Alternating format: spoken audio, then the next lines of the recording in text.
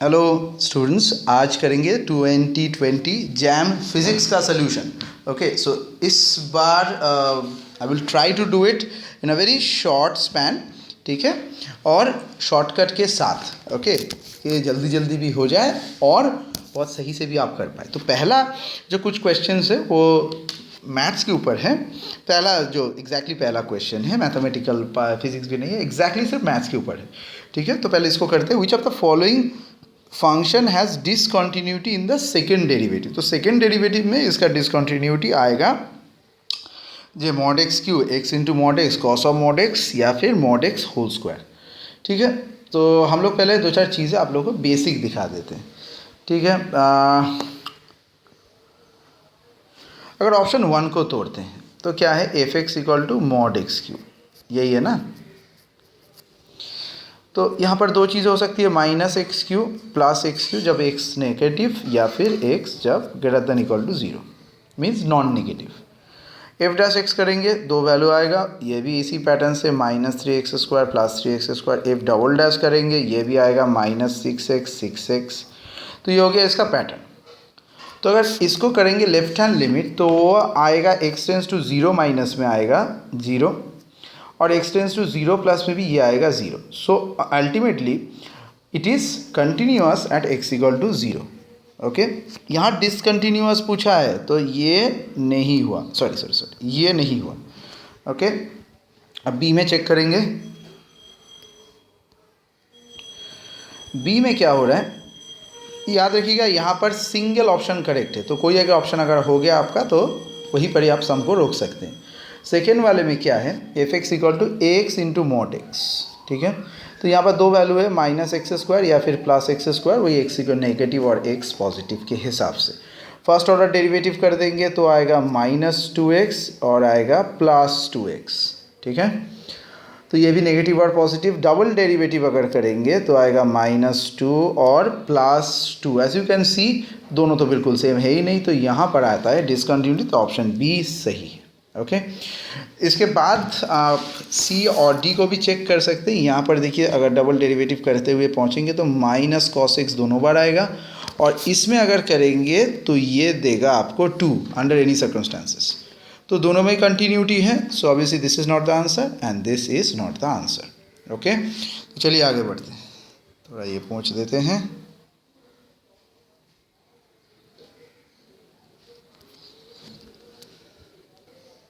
Second question, ये हम लोगों का फिजिक्स रिलेटेड क्वेश्चन है। A collimated beam of laser light of wavelength 544 nanometre is normally incident on a smooth glass slab placed in air. Given the refractive indices of glass and air are 1.47 and 1 respectively, हमें निकालना है percentage of light intensify reflected back. Okay, तो चलिए इसके लिए हम लोगों को थोड़ा बेसिक चीज़ों के ऊपर ध्यान देना है। In case of the normal incidence क्या होता है, थीटा आई और refractive equal to theta r equal to 0 degree normal. No distinction between S and P polarization. Fraction of incident power अगर हमने निकालना है तो the reflect that is reflected from the interface. So reflected from interface. अगर ये हम लोगों को निकालना है तो क्या करेंगे, देखिए, तो R equal to intensity reflected divided by intensity incident, IR by II। तो वो हम लोग हो जाएगा N1 minus N2, N1 plus N2, और ये हो गया होल स्क्वायर, ठीक है। तो इसी पैटर्न से अगर हम लोग थोड़ा सा काम करेंगे, सो N1 इक्वल टू 1, N2 आ गया आपका 1.47, और थीटा हम लोग का है 0 डिग्री। तो एग्जैक्टली इस एंगल में आया। सो तो R का वैल्यू यहाँ तो निकालना काफ़ी आसान है, 1 माइनस 1.47 एंड 1 प्लस 1.47, इसका पूरा स्क्वायर कर दीजिए।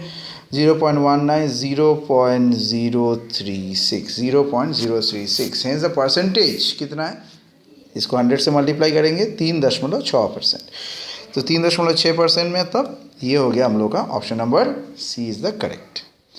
आगे बढ़ते हैं, next question. Two stationary point particle with equal and opposite charges are at the same fixed distance from each other. ठीक है. The points having zero electric potential lie on what? A sphere, a plane, a cylinder and a two parallel planes. तो इसके लिए भी थोड़ा बहुत calculation करना पड़ेगा. ओके. तो हमें यहाँ पर थोड़ा देखते हैं क्या हो सकता है. So we are given a dipoles. तो इसको अगर ड्रॉ करेंगे, so this is a structure Q minus Q plus Q minus Q plus. So this is R I ये दोनों हो गया. And this is the equatorial plane EP, this one. So at this point of the equatorial plane the potential का जो structure आएगा वो कुछ इस तरीके से आएगा. So V net equal to V minus V plus. So V minus के लिए आएगा माइनस के क्यू बाई आर और इसके लिए आएगा k q by r. And this is 0. So this equilateral plane is an equipotential surface with V equal to 0. So it's actually a surface, means it's a plane. So option number B is correct. तो चलते हैं next question की तरफ.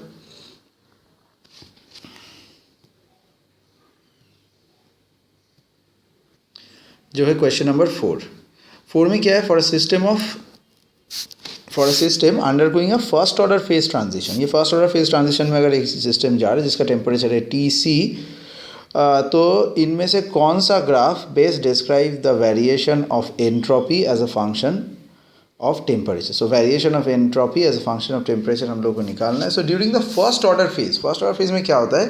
Heat जो होता है एक constant temperature में एब्जॉर्ब होता है. ठीक है. सो हीट जो एब्जॉर्बेशन है that's at a constant temperature. ठीक है. तो एंट्रोपी का चार्ज क्या है? एंट्रोपी का चार्ज है ये फॉर्मूला. ठीक है. सो टी क्या है? Face change temperature. जो टी है कांस्टेंट है. फेस चेंज टेम्परेचर हम लोगों ने कांस्टेंट ले लिया. सो डेल्टा एस जो है वो इंक्रीज करता है किसके साथ? जब डेल क्यू पॉजिटिव होगा. सो हीट एब्जॉर्ब होगा और एक कांस्टेंट टेम्परेचर रहेगा. सो ये कुछ ऐसा रहेगा.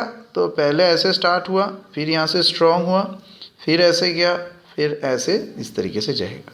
तो ये है आपका वो कांस्टेंट टेम्परेचर वाला पार्ट जो मैच करता है आपका ऑप्शन नंबर डी से डायरेक्टली. ठीक है. 5 की तरफ चलते हैं.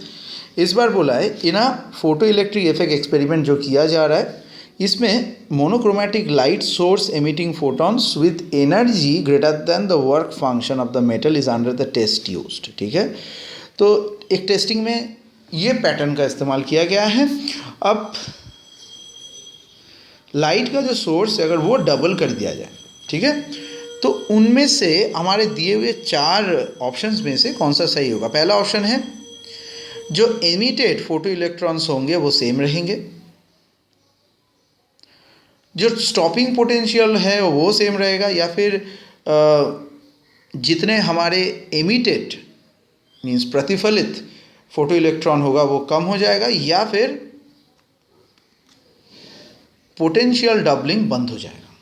तो देखते हैं क्या हुआ.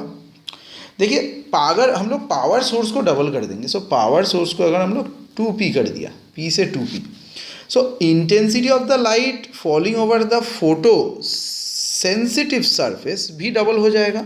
फोटो सेंसिटिव सरफेस जैसे कैमरे में होता है मान लीजिए. But frequency of the source तो भैया सेम रहेगा. So frequency of the source remains the same. So the number of photons reaching this surface, so these photons which are actually, एक सेकेंड इसको थोड़ा डिलीट करते हैं नहीं तो आप गड़बड़ कर देंगे.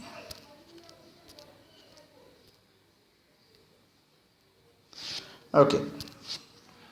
सो photons which are reaching this surface, तो उसका वो भी थोड़ा बढ़ जाएगा लेकिन एनर्जी ऑफ द फोटोन नहीं बढ़ेगा. ध्यान से देखिए, नंबर ऑफ फोटोन ज़रूर बढ़ेगा लेकिन energy of the photon will not increase. ठीक है. That remains same. So when the source power बढ़ गया, सोर्स का पावर बढ़ा दिया, स्टॉपिंग पोटेंशियल चेंज नहीं किया, क्योंकि kinetic energy of photons remains the same. So kinetic energy of photon हम लोग का सेम है, तो इस हिसाब से देखा जाए सो नंबर ऑफ इमिटेड ये तो बिल्कुल सही नहीं है, तो स्टॉपिंग पोटेंशियल हम लोग का सेम रह जाएगा, बाकी दोनों भी यहाँ पर एप्लीकेबल नहीं है। सो 5 का आंसर है बी। लास्ट क्वेश्चन आज के वीडियो का करेंगे, इसके बाद 7 से दूसरे वीडियो में डालेंगे। ओके, चलिए रेडी हो जाइए इस सवाल के लिए।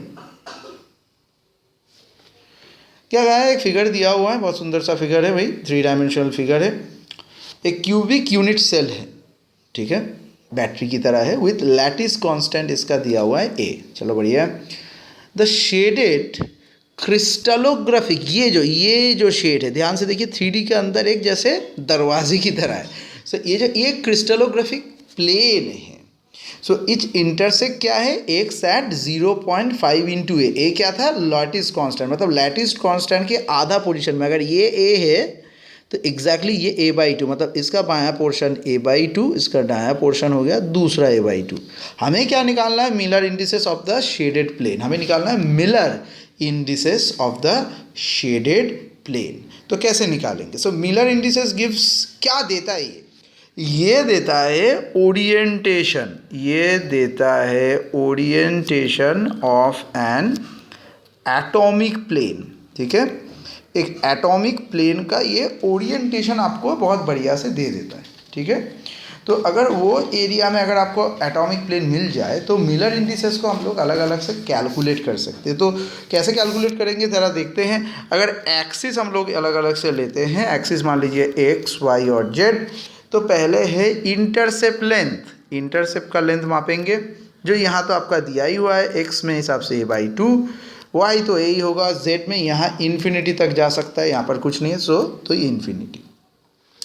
Reciprocal of intercept, reciprocal of intercept अगर हम लोग कैलकुलेट करेंगे ROI, तो ये एग्जैक्टली इसका ऑपोजिट होता है इंटरसेप्ट ऑफ लेंथ का, ये इसका ऑपोजिट होता है, और 1/∞, सो 0 ये हो गया दिस लास्ट। और अगर क्लियर फ्रैक्शन निकालेंगे, याद रखिएगा क्लियर फ्रैक्शन, मैं सिर्फ शॉर्ट फॉर्म लिख रहा हूँ तो आपको पूरा फॉर्म लिख के रखना है, नहीं तो आप भूल जाएंगे।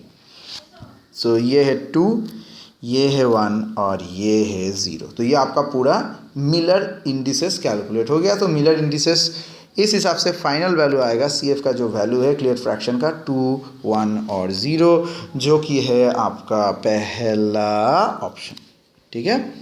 So that's it for this. 7 number से नेक्स्ट वीडियो में काम करेंगे।